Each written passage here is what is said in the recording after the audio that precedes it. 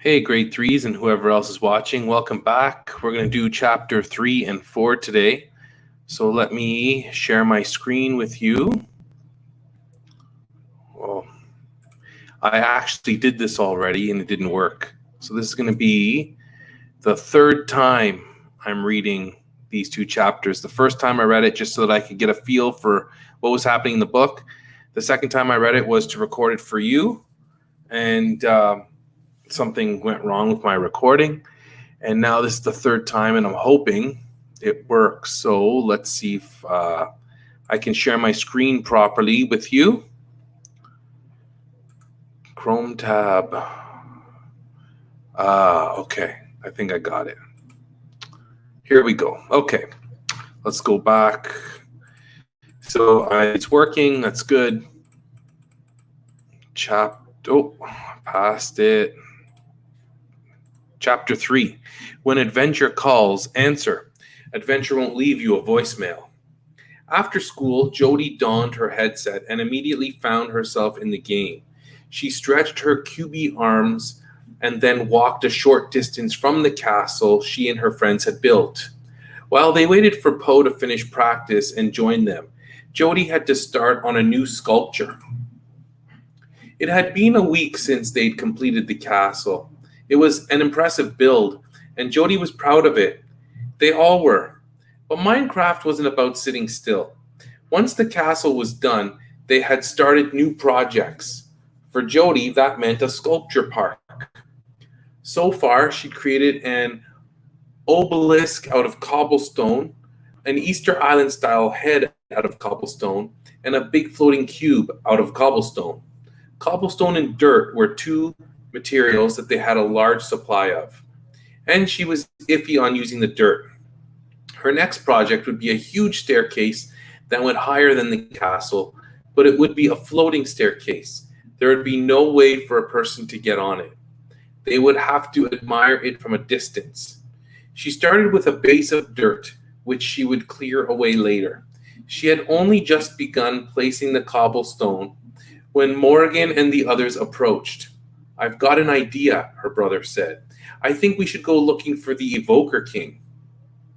Jody turned her cube head in surprise. "You do?" she asked.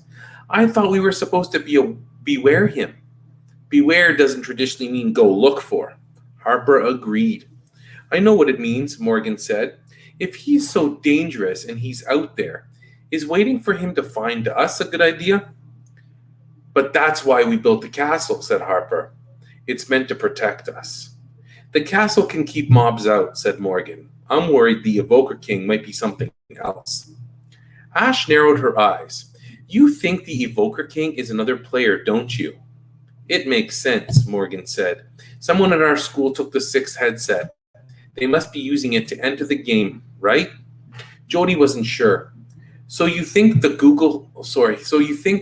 Goggle Thief, the Obsidian Thief, and the Evoker King are all the same person? "But why warn us about the Evoker King if they are the Evoker King?" "Maybe to mess with us," Morgan answered. "Or to keep us from wandering into their territory. There's only one way to find out." "I want to see more of this world, anyway," said Ash. "And we did promise Doc we'd gather more information," said Harper. "We can't really do that if we stay in one place." Jody looked wistfully at the castle and its sculpture park. "But I only just started my masterpiece," she complained, gesturing at the base she'd built for her floating staircase. She added dramatically, "I was going to call it Don't Stare into the Sun." Ash smiled. "We'll set up camp again eventually," she said. "I'm sure you have a chance to build it." Jody sighed. "Yeah, the truth is that I could really use some new materials. I haven't seen any sandstone, and as for wood, it's all oak here. I'd love to find new stuff." "So it's agreed?" Morgan said. "We should wait for Poe to make it unanimous," said Ash. "But I'm sure he'll be up for an adventure." Just then, as if summoned, Poe came around the corner. Today he looked like a shepherd. "Hey, there you are," he said. "Basketball practice was canceled because Doc herded all the bats into the gym. They're sleeping in the rafters. I got here a few minutes ago and couldn't find anybody." Don't get too comfortable, Harper said. We've taken a vote. We all think we should leave the castle to see what else is out there. Aw, man, Poe said, but I just dyed the sheep. You dyed the sheep? Said Jody. She laughed. This I have to see. They followed Poe back to the fenced enclosure where Bo and Beep lived. Sure enough, one of them was yellow and the other was blue. I figured now we can finally tell them apart, he explained. Plus, I'm hoping they'll have a green baby. That's not how science works, said Harper. It's here, Poe said happily. It's just one more reason I love this place. Me too, said Morgan. And we're not going to let anyone make us afraid of it, are we? They all shook their heads. Poe contributed a no way. Jody grinned. Okay, big brother, you're right. It's time to see what's out there. She held up a wooden sword. Evoker King, beware us. Grade 3s and my other friends, take a look at the characters, because one of the questions in your work this week is to let me know which of these characters is your favorite at the moment and explain why. So pay attention to the characters, what they're doing, what they're about, because I want to hear your opinion. Chapter 4. Every journey starts with a single step. Every step starts with an electrical impulse. Before Harper learned to make things, she had learned to take them apart. It was the best way to see how things worked, after all. By the time she'd graduated from elementary school, Harper had pulled apart a toaster, a vacuum cleaner, 2 laptops, and an old TV. It was done under adult supervision, of course.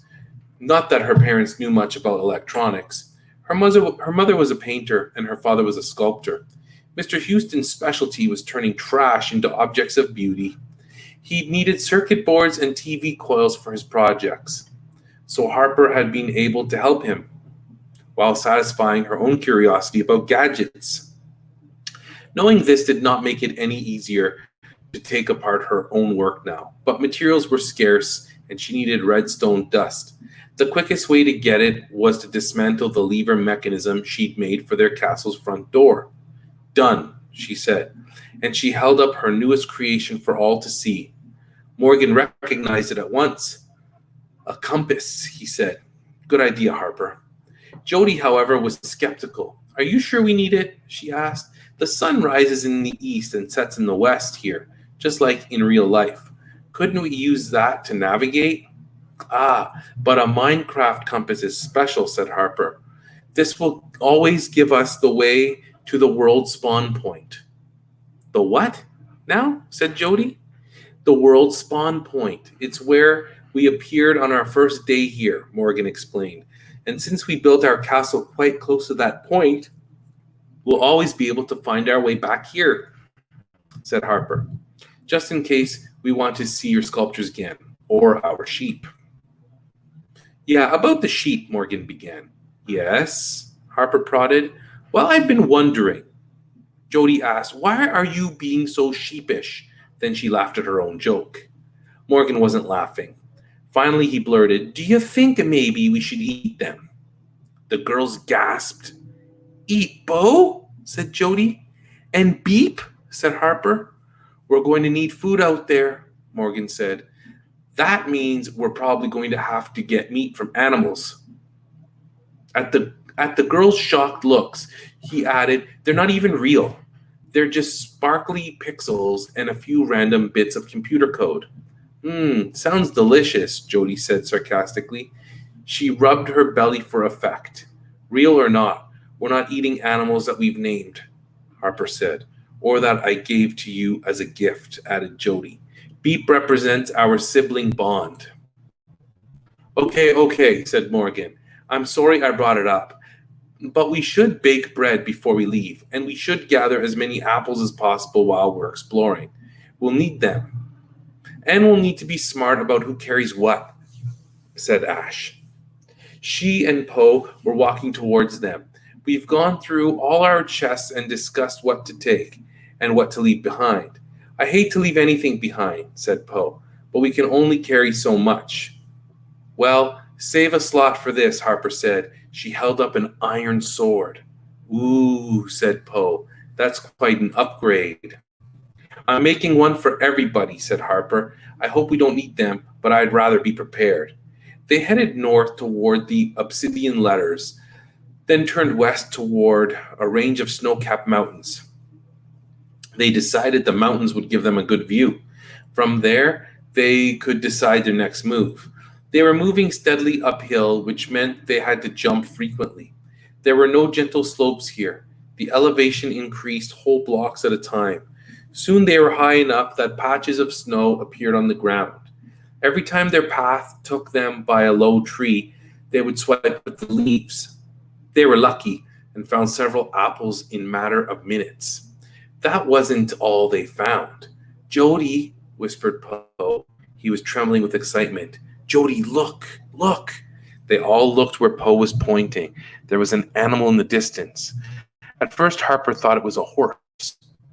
Its neck was too long, though, and its snout was too short. It's a llama, Jody squealed. I want it. I want the llama. Can we keep it? Poe asked. Not quite sure. Harper turned to Morgan. While she'd logged a lot of hours playing Minecraft, she'd always been more interested in building than in taming animals. If there was a way to make a llama a pet, Morgan would know. You have to hang on while it tries to buck you off, he said. It's tricky. And at this elevation, it could be dangerous. If you fall, Jody bounded after the llama anyway, jumping rapidly up the steep mountain. I'll make him love me, she said. You'll see. I want to dye him, said Poe, leaping after Jody. He should be purple. Don't go too far, Harper warned. The sun had dipped low. Even with iron swords, she didn't like their odds of surviving a night in the open. Ash seemed to read her mind. We should set up a little shelter, she said. There's a cave over there.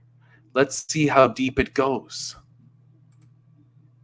As always, they were careful to light a torch as soon as they entered the shadowy cave. The cave was about a dozen blocks deep. It would be a perfect spot to set up their beds for the night. I'll go fetch Jody and Poe, Ash offered. Okay, Harper, watch my back, Morgan said. I see some coal. I'll gather it for more torches. Use this, Harper said. She handed him an iron pickaxe. The blocks of coal fell away quickly before the tool, and on the other side, something green glittered. Oh, wow, Morgan said. I don't believe our luck. He used the pickaxe to break apart the green streaked gray block, and a gleaming green jewel appeared. Is that the emerald? Harper asked. Yeah, they're insanely rare.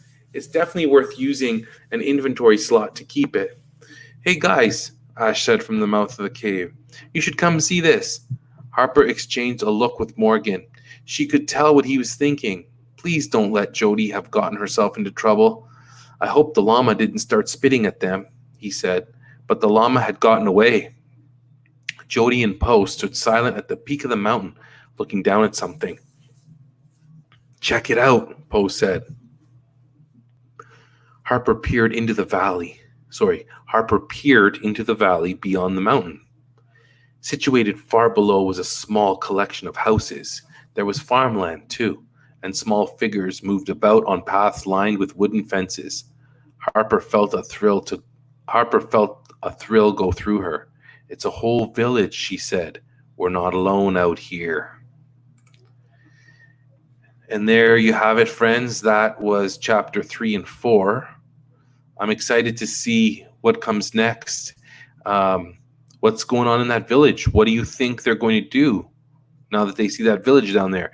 I think that's another question I want you to answer after these 2 chapters. So enjoy working on providing me with some responses to the chapter questions, and we'll see you next time.